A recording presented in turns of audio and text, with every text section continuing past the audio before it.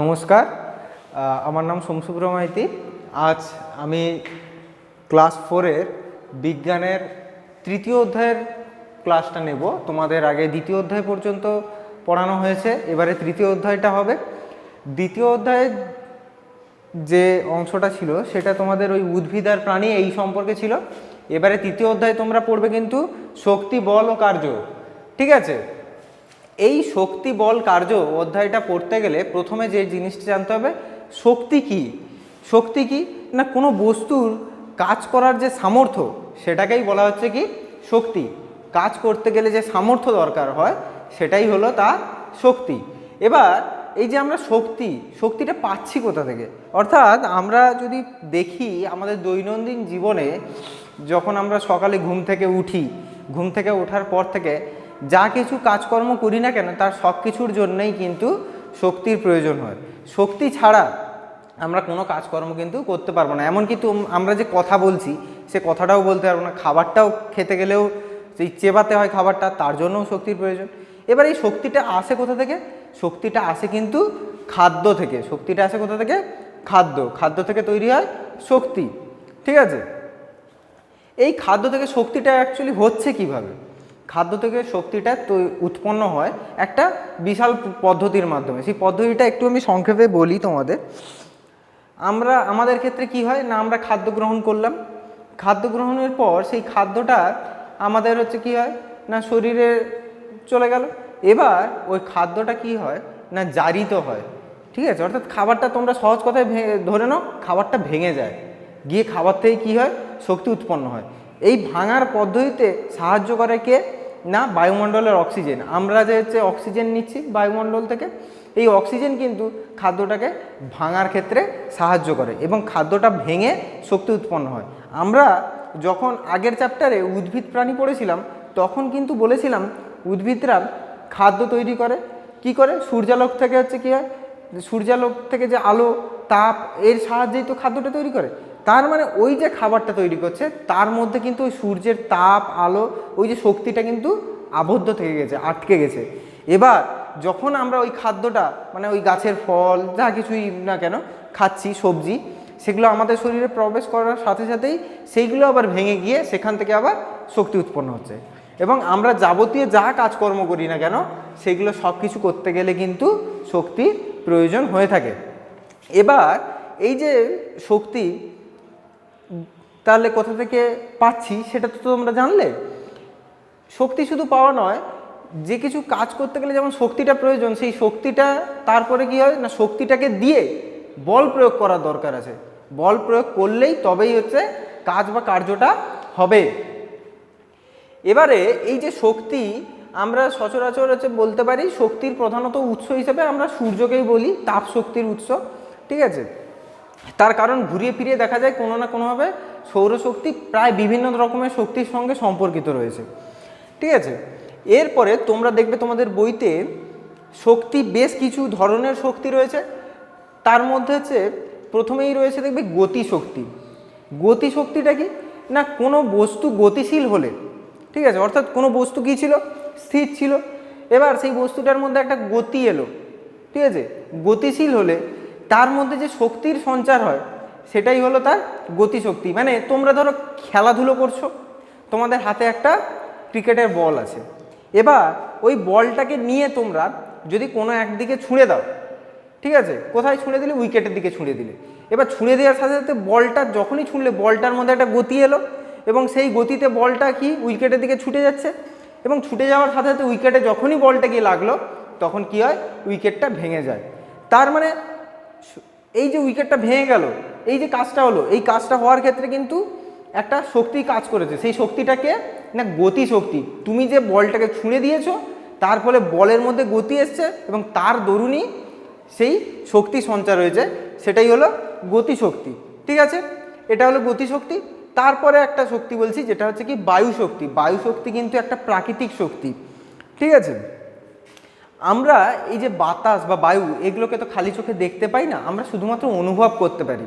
ঠিক আছে, সারা বিশ্ব ব্রহ্মাণ্ডে অর্থাৎ পৃথিবীর চতুর্দিকেই বায়ুমণ্ডল রয়েছে।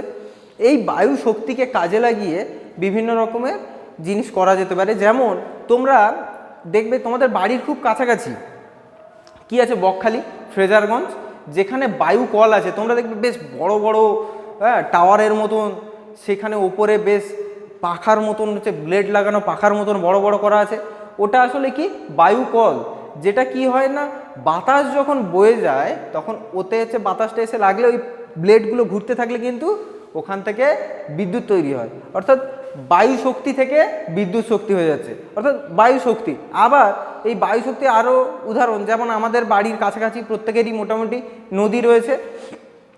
তোমরা নদীতে এখন হয়তো সচরাচর দেখা যায় না, কিন্তু আগে বেশ চলতো নদীতে হচ্ছে কি পাল তোলা নৌকো, অর্থাৎ নৌকো কি হয় না, এখন তো হচ্ছে ইঞ্জিনের সাহায্যে চলে, তখন কি হতো পাল ছিল নৌকোর, ওই পালে এসে বাতাস যখনই ধাক্কা দিত তখন নৌকো কী হতো সামনের দিকে এগিয়ে যেত। এটা একটা বায়ুশক্তি। এমনকি তোমরা দেখবে যখন ঝড় হয়, ঝড়ের সময় দেখবে বায়ুর এত প্রচণ্ড শক্তি যে বাড়ি ঘরও উড়িয়ে নিয়ে চলে যায়। কিছুদিন আগে যেমন আমফান ঝড় হয়েছে, তাকে দেখবে প্রচণ্ড ধ্বংসলীলা হয়েছে, সেই কিন্তু সব কিছুই হয়েছে বায়ু শক্তির দ্বারা। তাহলে বায়ু শক্তি একটা হলো। এরপরে আসছে কি জল শক্তি।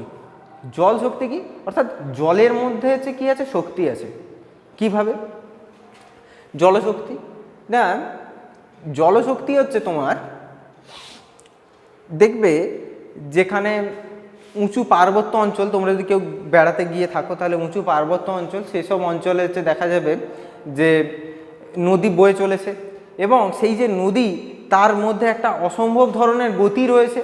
কেননা আমরা আরও একটা জিনিস জানি যে জল সবসময় উঁচু থেকে নিচুর দিকে বয়ে যায়, এবং তার সাথে সাথে ওরা কি হচ্ছে না, ওই ওপরে পাহাড়ি অঞ্চল থেকে ওপর থেকে আস্তে আস্তে নিচের দিকে বয়ে আসছে এবং প্রচণ্ড গতির সঙ্গে। সেই গতি এবং তার যে শক্তি সেটাকে কাজে লাগিয়ে কিভাবে মানুষজন হচ্ছে কি করছে, দেখো একটা জলচক্র বা টারবাইন বসিয়ে কিভাবে তৈরি করছে না, ওরা পার্বত্য অঞ্চলে জলটাকে একটা জায়গায় আবদ্ধ বা আটকানোর চেষ্টা করে, যেখানে যেটা আমরা বলে থাকি পার্বত্য অঞ্চলে একটু পরবর্তী অঞ্চলে যেসব জায়গাতে ওরা ড্যাম বানায়, একটা বাঁধের সৃষ্টি করে, এবং সেখানে হচ্ছে কি করে না, বাঁধের একটা মুখ রাখে যেখান থেকে জলটা বেরিয়ে যাবে, এবং তার ওই যে জল বেরোনোর পথ, সেই পথের সামনেই বসানো থাকে কি টারবাইন বা জলচক্র।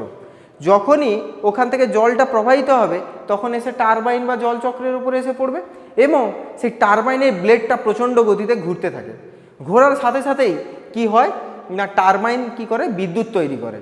ঠিক আছে, অর্থাৎ জলশক্তি থেকে বিদ্যুৎ শক্তি পাওয়া যাচ্ছে। ঠিক আছে, এরপরে আসছে কি তাপ শক্তি। তাপ শক্তিতে আমরা যদি বলি যে তাপ শক্তি প্রধান উৎস সেটা হচ্ছে কে, সূর্য। এই পৃথিবীতে তাপ শক্তির প্রধান উৎস কিন্তু হচ্ছে সূর্য। তাপ শক্তি যে শক্তিটা রয়েছে সেটা একদম প্রারম্ভিক অবস্থায় যদি দেখি, আমরা যে খাদ্য খেয়েছিলাম তার মধ্যেও কিন্তু তাপ শক্তিটা আছে। তার কারণ উদ্ভিদরা যখন খাদ্য তৈরি করেছিল সেখানে কিন্তু তাপ শক্তিটাকে করেছে। তাছাড়া এই তাপ শক্তিকে কাজে লাগিয়ে যেমন হচ্ছে কি হচ্ছে যে আমাদের রান্না হয় বাড়িতে, আগুন জ্বালানো হচ্ছে, সেখানেও তাপ উৎপন্ন হচ্ছে, ওখান থেকে তাপ দিয়ে কি হচ্ছে রান্নাটা হচ্ছে। এছাড়া কি হয়, তাপ বিদ্যুৎ তৈরি করা হয়। বিদ্যুৎ যেখানে তাপ বিদ্যুৎ তৈরি করা হয় সেখানে কি হয় না, কয়লাকে পুড়িয়ে বিদ্যুৎ তৈরি করা হচ্ছে, ওর তাপ শক্তি থেকে বিদ্যুৎ শক্তি তৈরি করে দেওয়া হচ্ছে। এইভাবে হচ্ছে কি তাপ বিদ্যুৎ তৈরি করা যায়। ঠিক আছে, তাপ শক্তি থেকে এইসব রয়েছে। এছাড়া আচ্ছা, এটা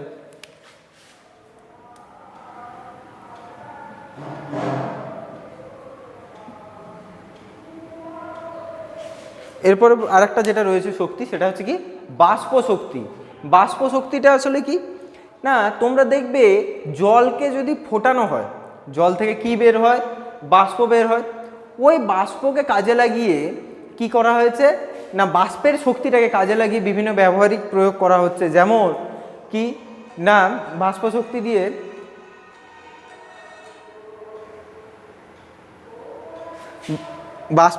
কি হচ্ছে না, বাষ্প শক্তি দিয়ে জলটাকে যে বাষ্পটা উৎপন্ন হচ্ছে, ওই বাষ্পটাকে কাজে লাগিয়ে বিজ্ঞানীরা কি করেছে, বাষ্পচালিত রেল ইঞ্জিন, বাষ্পচালিত বিভিন্ন হচ্ছে কি না পেশায়িক যে মানে ধান বা গম ভাঙানোর হচ্ছে যন্ত্র, আগেকার দিনে ওই বাষ্পচালিত বিভিন্ন রকমের এই যন্ত্রগুলো ছিল। এমনকি জাহাজ যে ভেসে বেড়াতো আগেকার দিনে, সেও কিন্তু বাষ্প শক্তি দিয়ে চালিত হতো। অর্থাৎ বাষ্পের বিপুল শক্তি, প্রচণ্ড শক্তি, সেই শক্তিকে কাজে লাগিয়েই কিন্তু এই যন্ত্রগুলো তৈরি করা হয়েছিল এবং এইগুলো দিয়ে আমাদের হচ্ছে কি কাজটা অনেকটা সহজ হয়েছিল। ঠিক আছে, এই বাষ্প শক্তির পরে রয়েছে কি না বিদ্যুৎ শক্তি। এই যে আজকের আধুনিক সমাজ, আধুনিক সমাজে যাবতীয় যা কিছু হচ্ছে তার বেশিরভাগ অংশে বিদ্যুতের একটা বড় ভূমিকা রয়েছে। ঠিক আছে, এমনকি তোমরা দেখবে আমরা এক মুহূর্ত আলো ছাড়া থাকতে পারি না। এই আলো জ্বালতে গেলে কিসের দরকার হয়? বাল্ব। ঠিক আছে, এই বাল্ব যে আবিষ্কার করেছিলেন সেটা কে না আলফা এডিসন। এডিসন কি করেছিল না বিদ্যুৎ দিয়ে জ্বালানো যে বাল্ব, বিদ্যুতে জ্বালানো যায় এরকম বাল্ব কি করেছিলেন? আবিষ্কার করেছিলেন। এই বিদ্যুৎ শক্তি দিয়ে এমনকি তোমাদের এখনকার দিনে যাবতীয় যে বড় বড় কারখানা, সেখানকার যে প্রয়োজনীয় আমাদের নিত্য প্রয়োজনীয় উপাদানগুলো সেখানটা তৈরি হচ্ছে, সেটাও কিন্তু এই বিদ্যুৎ চালিত শক্তি দিয়ে। ঠিক আছে, এই হলো বিদ্যুৎ শক্তি। এরপরে আসছে কি শক্তির রূপান্তর। শক্তির রূপান্তর, শক্তি বিভিন্ন রূপে কাজ করে থাকে। সেটা দেখো, যেমন বইতে কিছু উদাহরণ রয়েছে, তার বাইরে আরও অসংখ্য রয়েছে। আমরা যদি দুটো হাত একসঙ্গে যদি এইভাবে ঘষতে থাকি, তাহলে হাতের ঘর্ষণে কি হচ্ছে না যান্ত্রিক শক্তি থেকে তাপ শক্তি উৎপন্ন হচ্ছে। ঠিক আছে, আবার যদি আমরা এরকম হাত তালি দেই, ঠিক আছে, হাত তালি দিলে কি হবে? হাত তালি দিলে যান্ত্রিক শক্তি থেকে শব্দ শক্তি। ঠিক একই রকমভাবে যদি লাউড স্পিকার বাজানো হয়, অর্থাৎ গান বাজানো হয়, সেখানটায় কি হচ্ছে? বিদ্যুৎ শক্তি থেকে শব্দ শক্তি। বাল্ব জ্বালানো হচ্ছে, বিদ্যুৎ শক্তি থেকে আলোক শক্তি। ঠিক আছে, তারপরে দেখা যাচ্ছে হিটার জ্বালানো হয়েছে, বিদ্যুৎ শক্তি থেকে তাপ শক্তি। এরকম প্রচণ্ড শক্তির রূপান্তর রয়েছে, তোমরা ওই রূপান্তরগুলো দেখবে। এরপরে আসছে কি না, এই যে আমরা তাপবিদ্যুৎটা বলেছিলাম, আমাদের যে তাপবিদ্যুৎ কেন্দ্রতে তো কয়লা পুড়িয়ে তাপবিদ্যুৎ তৈরি হয়। ওই তাপবিদ্যুৎ কেন্দ্রে তাপবিদ্যুৎ শুধু তৈরি করা নয়, সেখানটায় কিছু বাধা বিপত্তি রয়েছে। সেই বাধা বিপত্তিগুলো কি? অ্যাকচুয়ালি পরিবেশের দূষণ। সেই দূষণগুলো কি কি? এক হচ্ছে কি না কয়লার যোগান আস্তে আস্তে ফুরিয়ে আসছে। কেন? কয়লা কিন্তু যে অসীম আছে এরকমটা কিন্তু ভাবা ঠিক নয়। পৃথিবীতে কয়লার পরিমাণও লিমিটেড, একটা সীমিত পরিমাণ রয়েছে। সে কয়লার যোগান আস্তে আস্তে ফুরিয়ে আসছে। তারপরে কয়লা দিয়ে তাপবিদ্যুৎ তৈরি করতে গিয়ে কয়লা যখন পোড়ানো হচ্ছে, তার যে ছাই, ধোঁয়া, এগুলো কিন্তু বায়ু দূষণ করছে, বাতাসে কার্বন ডাইঅক্সাইডের পরিমাণ বাড়িয়ে দিচ্ছে এবং আশেপাশে ওই যে ধোঁয়ার সাথে যে ছাই, সেইগুলো উড়ে গিয়ে পার্শ্ববর্তী অঞ্চলে বিপুল পরিমাণ একটা কি করে দূষণ করে থাকে। তাপবিদ্যুৎ কেন্দ্রে প্রধানত এই ধরনের সমস্যাগুলো হয়ে থাকে এবং এইভাবে হচ্ছে পরিবেশ দূষণ ঘটিয়ে থাকে। ঠিক আছে, আচ্ছা, তোমাদের আরেকটা জিনিস হচ্ছে কি না, কার্যটা আমি বলিনি, কার্য কাকে বলে। কার্যটা কাকে বলে একটু বলে দেই। কোনো বস্তুর ওপর বল প্রয়োগ করলে যদি বলের প্রয়োগ বিন্দুর স্মরণ অর্থাৎ বস্তুর স্মরণ হয়, তবে প্রযুক্ত বল কার্য করেছে। অর্থাৎ কোনো বস্তুর ওপর যদি আমরা কি করি, বল প্রয়োগ করি, প্রয়োগ করার সাথে সাথে যদি যেখানে বলটা প্রয়োগ করছি সেই প্রয়োগ বিন্দুর স্মরণ, মানে চলতি কথাতে বলতে গেলে বস্তুটা যদি একটু মুভমেন্ট হয়, অর্থাৎ বস্তুটা যদি একটু সরে যায়, ঠিক আছে, তাহলে হচ্ছে কি না বলবো যে বলটা প্রয়োগ করেছিলাম সেই বল দ্বারা কার্য সম্পন্ন হয়েছে বা কাজ হয়েছে। ঠিক আছে, আর কি অভিকর্ষ বল। তোমরা জানো পৃথিবী প্রত্যেক বস্তুকে তার নিজের কেন্দ্রের দিকে টানে এবং যে বল দ্বারাই টানছে সেটাই হলো অভিকর্ষ বল। আর তোমাদের বইতে রয়েছে ওজন। ঠিক আছে, ওজনটা কি পৃথিবী, আচ্ছা ওজনের আগে একটুখানি বলে দেই, যেটা তোমাদের বইতে নেই, আমি অপ্রাসঙ্গিক একটু তবু মানে এর তোমাদের টপিকের বাইরে রয়েছে, এর সঙ্গে সম্পর্কিত সামান্য রয়েছে, বলে দিচ্ছি। ওজন বা ভার, এর হচ্ছে আর একটা হচ্ছে জিনিস রয়েছে যেটা জানলে তোমাদের আরও বুঝতে সুবিধা হবে, যেটা হচ্ছে ভর।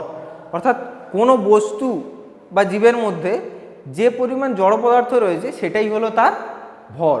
ঠিক আছে, এবার ওজন বা ভারটা কি না, ওজন বা ভার হচ্ছে কোনো বস্তুকে পৃথিবী তার কেন্দ্রের দিকে যে বলের দ্বারা আকর্ষণ করছে সেটাই হলো তার কি ওজন বা ভার। ঠিক আছে, ভরটা হলো ভেতরের হচ্ছে জড় পদার্থ, আর ভারটা হচ্ছে যে বল দ্বারা আকর্ষণ করছে সেটাই হলো তার ওজন বা ভার। এই হলো তোমাদের পুরো অধ্যায়টার হচ্ছে পড়া। এবার তোমাদের যে এইচডব্লিউটা দেওয়া হচ্ছে সেটা হচ্ছে দেখো পৃষ্ঠা 50 এবং 51, এই দুটো পৃষ্ঠাতে তোমরা দেখবে দাগ নম্বর 1, 2, 3, 4, 5, 6, অর্থাৎ 1-এর দাগ থেকে 6-এর দাগ পর্যন্ত তোমরা এইচডব্লিউটা করে আনবে। কোনো রকম সমস্যা হলে স্কুলে আসবে, আমরা হচ্ছে দেখে দেবো। ঠিক আছে।